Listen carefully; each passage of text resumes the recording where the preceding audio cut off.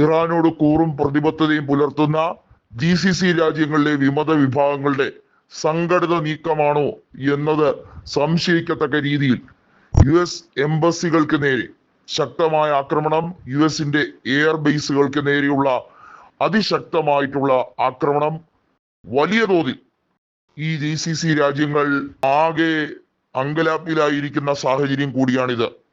നമ്മൾ മനസ്സിലാക്കേണ്ടത് GCC രാജ്യങ്ങൾ അമേരിക്കയോട് പ്രതിബദ്ധത പുലർത്താൻ ഇനി തുടർന്നും കഴിയില്ല എന്ന് അറിയിച്ചാൽ മിഡിൽ ഈസ്റ്റിലെ അമേരിക്കയുടെ കളി അവസാനിക്കും.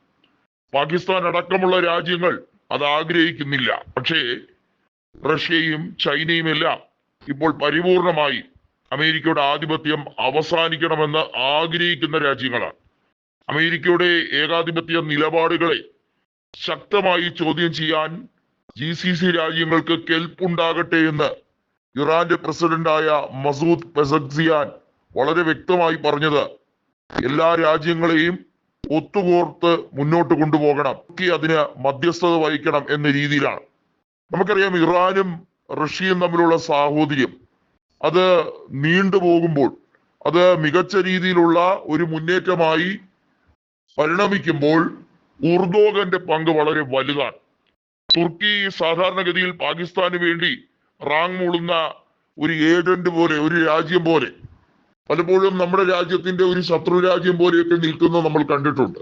പക്ഷേ ഇപ്പോൾ യൂറോപ്യൻ രാജ്യം എന്ന രീതിയിൽ, യൂറോപ്പിലെ മുസ്ലിം ഭൂരിപക്ഷ രാജ്യം എന്ന രീതിയിൽ അവർ എടുക്കുന്ന തീരുമാനങ്ങൾ പലതിലും ഒരു പുതിയ ശരിയുണ്ട് എന്ന രീതിയിലേക്ക്, അതായത് നമ്മുടെ രാജ്യത്തിനെതിരെ കാണിച്ച നെറികേടിനെ കുറിച്ചല്ല പറയുന്നു. ഇപ്പോൾ US-നെതിരെ നയങ്ങൾ കടുപ്പിച്ചുകൊണ്ട് റഷ്യയും ഇറാനും നടത്തുന്ന തീരുമാനങ്ങളെ ഔദ്യോഗികമായി അംഗീകരിച്ച് ഉർദോഗൻ എടുക്കുന്ന നിലപാടുകളെ കുറിച്ചാണ്.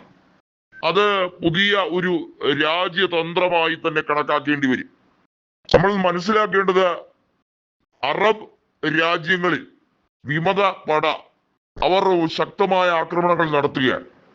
ചെറുതും വലുതുമായ 40-ലധികം ആക്രമണങ്ങൾ നടന്നു എന്ന ഔദ്യോഗിക സ്ഥിരീകരണം കൂടി വരികയാണ് ഈ മണിക്കൂറിൽ. നമ്മൾ മനസ്സിലാക്കേണ്ടത് ഇറാൻ ഒരു രീതിയിലും കെട്ടടങ്ങാൻ താല്പര്യപ്പെടുന്നില്ല. തീമഴ പെയ്യിക്കാൻ തന്നെയാണ് ഇറാന്റെ തീരുമാനം. ഇറാൻ കൂടുതൽ കൂടുതൽ കരുത്താർജിക്കുന്നതല്ലാതെ അവരെ ക്ഷയിപ്പിക്കാനോ അവരെ വശംവദരാക്കാനോ കഴിയുന്നില്ല.